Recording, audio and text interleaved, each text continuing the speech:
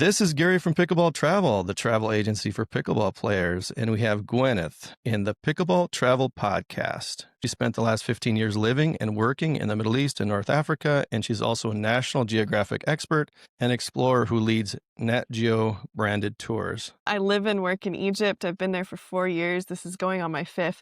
So I've really explored all of the different pickleball avenues, and I'm so excited to bring people to see them. So we start the tour at the Red Sea. So, Moses parted the Red Sea type of thing. But it doesn't look like, in the Bible. This is like resort-style town called El Guna. So people fly into Hurghada, we pick them up, we go to El Guna on the Red Sea, and that's where we work with ZZ Sports. And they have padel, pickleball, and tennis courts. And so we're working on their 6 designated pickleball courts. So we're going to get over the jet lag. We're going to play pickleball. Laura's going to give us instruction and some clinics. And we're going to do pickleball in the morning, a water activity in the afternoon, and just kind of take a deep breath and enjoy the fresh air. And then after that, we'll move on to Cairo, where that's when the chaos begins, but all the best chaos, and they get to see the pyramids. And so during the day, we'll be doing some sightseeing, and then we'll have a couple hours designated in the afternoons or the evenings to play with the locals. And this is the fun part. So in several different neighborhoods, we've been seeing pickleball courts pop up. And there's just been kind of here and there this steady growth of interest in pickleball. Like maybe they don't want to play padel. Maybe it's people who are kind of like, I kind of got over tennis. But these are now like new pickleball players from the Egyptian side, and many of them are English speaking. They love playing against new people. So we've got some time designated for us to play with the locals, which is something I really want, so people can actually get that cultural exchange. We'll move on to Luxor, play a little bit in the evenings, and then to start our Nile cruise down the Nile to then Aswan and then eventually Abu Simbel before coming back to Cairo. But all of that is the sights plus pickleball, and I can't wait to show people. Yeah, that sounds like something else. I was there a long time ago and did some of those things. And at that time, I did go inside the pyramids. Is that still possible? I saw something about that. Oh, yeah. And the new word out is that they just put air purifiers in the pyramids so that it's less of a stinky experience, because usually, hundreds of years of people journeying into the pyramids and lots of bodies, so it didn't really smell good for a really long time. And so now we've got air purifiers in the pyramids. The way I remember it is that there is this huge room with these blocks that must weigh, I want to say they're 30 tons or 50 tons on the roof. And then there's this sarcophagus. I don't know what you call it. It's some kind of tomb at the bottom, but it's just amazing and grand and unbelievable that you could have the pyramid structure being held by these, not little rocks, of course. You can't have little rocks on the ceiling, it's huge slabs on the top. And that's part of the thing, too. It's like you could start hyperventilating the minute you kind of look up and you're like, there's several tons above us. And you're just like, we're inside it. I love that. And yeah, so there is that kind of granite sarcophagus. And it's kind of funny because I think people really think there's something bigger or more grandiose inside the pyramid. I go, no, it's the outside. It's all about the outside on the pyramids. And this is, if we think about it, like Cleopatra is closer to our time than she was to the building of the pyramids. They're that old. And so back then it was this huge display. But then afterwards, it was all about kind of hide the tombs, but whatever's on the inside is so amazing and so ornate and so decorative. So those who don't want to go into the pyramid, I'm like, that's okay, because you're not, you see and you can marvel about the architecture, but it's like if you want to go inside something, that's when you go like Valley of the Kings or something like that. Right. It's Khufu and Khafre are the 2 big ones. Is that right? Yeah. Hey, nicely done. And Menkaure or something like that. Menkaure is the little smaller one, but it's still like 100 yards. They're huge. That's the thing. Little one. No. And it's so cute because they do like fun little trivia. So if anyone needs this for pub trivia, the second pyramid looks like it's bigger than the other 2, but it's a matter of perspective because it's actually on like a higher plateau. It's about, I think, 14 meters above that for mandatory pickleball days, like everyday pickleball. And then the rest is kind of if the guests want to join us. Sometimes after a day of sightseeing, they might say like, hey, I'm good. But also we know pickleball fanatics, they don't often tap out easily. So that would give us 8, 9, at least 10 out of the 15 days pickleball is offered. The only place we 10 really days. can't play Okay. pickleball is on the cruise ship. I think that the other passengers might not be too happy with us. Or we just Right. teach You're them talking about the pickleball. Nile small ship, Yeah, right? so we're gonna be on a cruise ship on the Nile. It's one of the, it's not the smaller sailing ones. This is a larger kind of more luxury. You get a pool. It's kind of there's a few other people on the cruise with us, but that's kind of fun too because then you meet people from all over. The belly dancer on there? Oh yeah. Is that something they do on that ship? Yeah. So there's Okay. usually a belly dancing night, there's usually a drums night. There's all sorts of fun stuff. We usually do like a galabeya night where you go and you dress in Egyptian clothing and you can dance and you're invited to dance and partake. And usually that's when they serve like a really big Egyptian dinner and it's amazing. And it's just so much fun. Like Egyptians are so welcoming and I think they love getting tourists really to get in the spirit of things. This is a true story, believe it or not. We're at the bus, we go into a restaurant, we come out, and there's a small car that's blocking the bus. It's to where we can't get out. And I am not kidding you. This large bus driver, Egyptian bus driver, gets out of the bus, goes over to the little car, and pushes it out of the way as it's skidding on the road such that the bus can go. That's not a lie.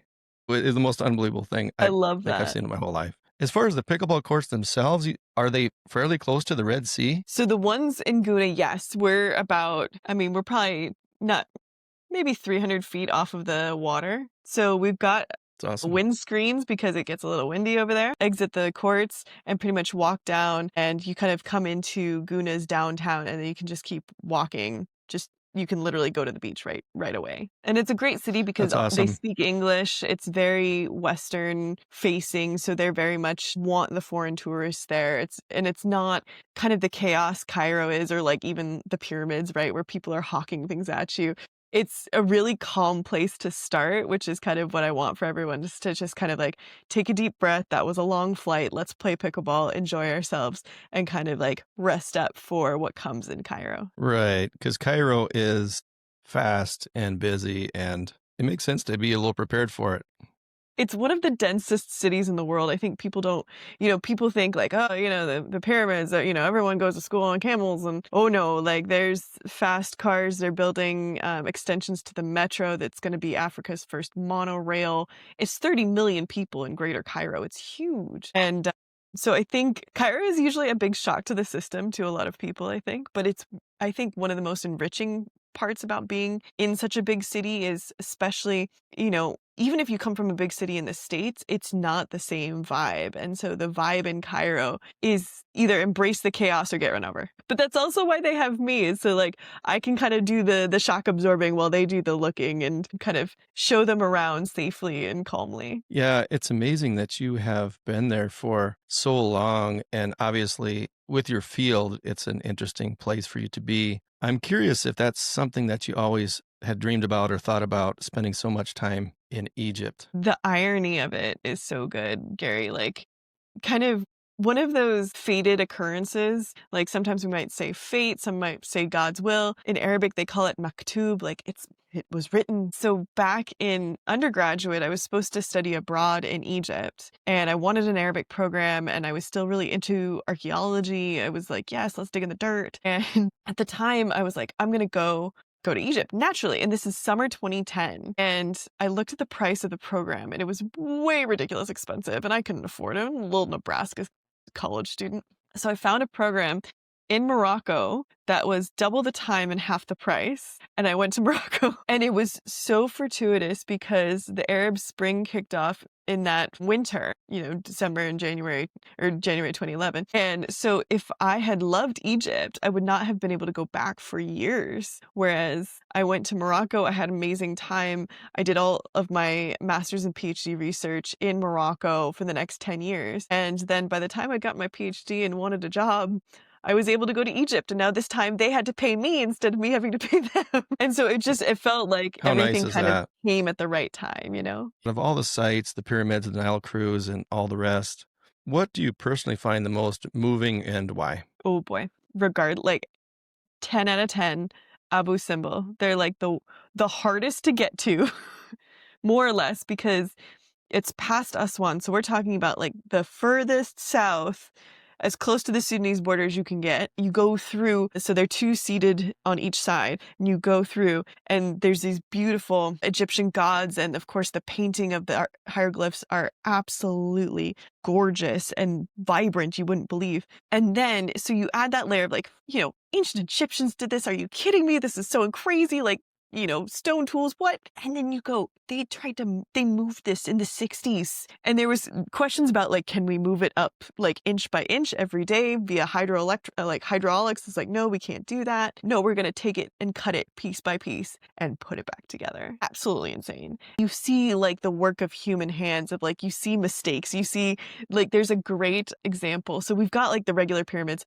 There's also the bent pyramid where I love to joke that it's like a tribute to like the first mistakes, the first grand mistakes, where they started going up and they hit the wrong angle. So then they had to like reposition. And so the angle is adjusted 3 different times on this pyramid and it looks so funny. But also to me, that's so Mm, much proof that it's like, yep, humans make mistakes. Like they're right. like, we're going to finish it. Right. Right. Exactly. Have you been to Pisa in Italy? Oh yeah, I love that. Where they did the same thing basically. The the tower started leaning because of the Oh, ground was so soft, and then they're like, "Yeah, that's all right. Instead of straightening it, we'll just take it from where it's at and then start going up from there." Could you talk about Laura a little bit and her coaching sure. and what people can expect with the coaching? Yeah, so Laura Fenton is a 5-time US Open pro and senior pro champion. She's been really working on the coaching and giving lessons for many, many years. She trains other coaches to work with her as well. And now she's based out of Texas. And so I'm really excited to bring her along. And she was introduced to me during a clinic I took with her in Nebraska, and she's actually a native Nebraskan herself. So it was kind of a nice little Nebraska Interesting. connection. And she gives so many great tips. And so she's really good at, one, not just having you jump right into it. She's really a key kind of person because she's also got her PhD in kinesiology. And so she's really into movement, how to make sure your body's ready for movement, making sure you stretch and you warm up. Because I think also as she has gained experience in the game and is now playing at the senior level, it's, we're seeing so many injuries, sadly, because people aren't warming up and taking care of their bodies before they get into play. So she's really good at like, one, warming up the footwork, warming up the body, making sure that we're stretching before getting into drills and then getting us into play scenarios.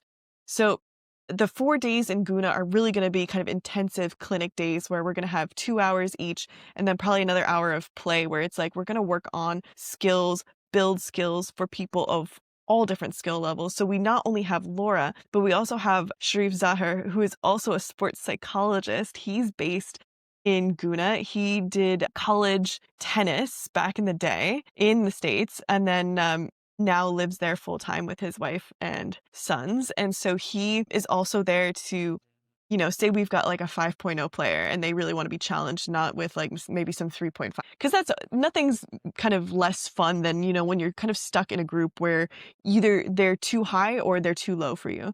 So we've got Sharif also to kind of back us up. And then his son Ty, who's 16, is also starting coaching as well. And so he's also really good. So we have many hands to make like light work, but also to make sure everyone gets kind of the individualized attention. So I think that's kind of the fun part is also they get that interaction with some of our local Egyptians who play a lot of pickleball. And currently Sharif's one of the champions of Africa. We don't have many tournaments in Africa, but Sharif has definitely proven himself very much at the top level. Yeah, exactly. Because I've had clients that talk to me and say, "Hey, I'm 4.0. I don't want to be out there with 2.5 players in a camp." But it sounds like your pickleball is so extensive in different ways and different days that you have that personalized part of it too, where you're actually opening it up to, let's say, beginners to 5.0. Is that right? Absolutely. And that's the thing is And they like can I think still some have people the can good get a little competition. intimidated if they see that they're like, "Oh, what's the right level should I be on this trip?" And it's like, if you love pickleball, this trip is for you. This is not purely like a kind of like we see that a lot of camps in the States where it's like focus on like leveling up. it's not that kind of trip per se where like we want you to enjoy pickleball. We want you to get better at pickleball, but you're also here to enjoy just like the culture of loving pickleball and then sharing it with others. Yeah, and it's always really cool to meet the locals and play with the locals for the fact that the conversations that you have revolve around pickleball, but then they also revolve around, hey, we just played a bunch of pickleball. I'm hungry. Where's the best place to go to eat? Where's the best places to go that the locals like to go to have Mhm. coffee? For people that might want to consider this trip and are hesitant about traveling so far, what would you say to reassure them about the safety and comfort of a trip to Egypt? Ooh, such a good question. And it's a question I get often. The top economic driver of Egypt is the tourism, and Egypt is going to guard that with its life. And so, one where we land, Guna, is very safe, it's very calm, and it's very much kind of a gated community. When we get to Cairo, in the big tourist areas, we typically have a guard with us, and they're more there as an extra pair of helping hands to guide our guests, but also to keep hawkers at bay, to kind of keep people from chasing you down, trying to sell you stuff. So we have people who are there to, one, look after our safety. And by the time we get kind of down to Luxor and Aswan, things have calmed down. It's less of a dense city. We're not worried about that as much. And so things kind of calm down. And so I would say, I think oftentimes what I hear is, oh, I'd love to go to Egypt, but I wouldn't go unless I knew someone, or like, I don't want, like, I'm really worried about my safety. Well, the thing is, they will protect the tourists because they know tourism is so important to Egypt. They want those American dollars. But it's also they really value hospitality as a culture, and to not have people coming in would severely economically hurt them, but also just make them sad. So Egypt is really a good place. And the thing is, if you're intimidated about going to Egypt, well, it's like now you know someone, Wandering Gwyneth. And I speak the language. I spend a lot of time with the locals. I'm very comfortable there. Like anywhere, like any big city, if we think like Chicago, New York, San Francisco, there's always some amount of crime, but Egypt is very, very protective of its foreign visitors. And I don't take you anywhere that would be unsafe. What kind of memories or transformations do you hope travelers walk away with after this 2-week journey? Oh boy. Better peace and tolerance, maybe. That's my pie in the sky wish, I think, is what I want people to take away. But I think one, they can marvel at history. There's something for everyone. And so one of the big takeaways, I think, like it's a predominantly Muslim country, right? I think that's also kind of what scares people a little bit too. But I think, we do go into a mosque and just being in a mosque, like no one's asking you to cover up, no one's asking you to pray, but they just want to see, and it's just by seeing things, by seeing how people are in their daily lives, you realize that we're all not that different from each other. And I think that's such a big one. And especially when we play pickleball, right? Like you can find so many differences, but then you also have so many similarities. And people are just well, they're trying to raise their kids, enjoy their family, make a living. And I think, finding that common ground typically and, finding a love for challenging yourself to travel in these places that might seem scarier. And, Egypt is a great place to kind of start that because you've got so much of an English speaking population that want to try out their English. And it's like that time to really have that good cultural exchange. And Egyptians love to teach foreigners Arabic as well. And so it's really sweet. So I think kind of like the sweet understanding is what I would really hope people walk away with. If you go into any mosques or any places that are religiously linked, they usually want probably shoes off, knees covered, shoulders covered, which is like that's a pretty easy um it's a pretty easy rule to follow. Like in Guna, it's a completely Western swimsuit. Like walking down the street is usually, it's not unusual at all. In Luxor, it gets a little bit more conservative because it's a smaller city, and so yeah, just having the shoulders covered, having the knees covered, and we're going to be going in January, and I think people won't realize that like it still might be a little chilly. Like we're in the desert, so it gets cold at night. So cultural sensitivities, Gotcha. like I've never been in any place where they've asked me to cover. Always thinking, I wonder what they're talking about. If it's just politics or home life or what have you, I would just love to just sit there for an hour and speak with these Egyptian guys. All of the above, Gary. You also have to learn how to play cards and backgammon if you're going to do that. Right. So we've got Pickleball and Pyramids, but we also have Journey Down the Nile, Ramadan Magic from February to March. And we also have Morocco, the Windswept North in April. And so these are like the 3 trips that I'm currently running. but more dates to come for fall 2026 and spring 2027. If people want to contact Pickleball Travel, pickleballtravel.com. I do have the travel agency for pickleball players, so we can put this trip together as well. And I want to remind everybody to like and subscribe this YouTube video. And I'll have the link for Gwyneth and her brand in the video. So anything else? Final words? Gary, thanks so much. And let me tell you, PickleCon was such a blast. I was so glad we met other people who travel for pickleball. It was really, I would say, kismet to meet all of my fellow pickleball travel friends. And I was so glad to meet the man with pickleball travel. So I appreciate you having me here. Absolutely. Thank you so much. The most exotic trip I can think of, even among the ones that I put together from scratch. So good luck. And you seem like a great pickleball person and a great traveler. So we'll keep in touch. I appreciate it, Gary. Thanks so much. Thank you.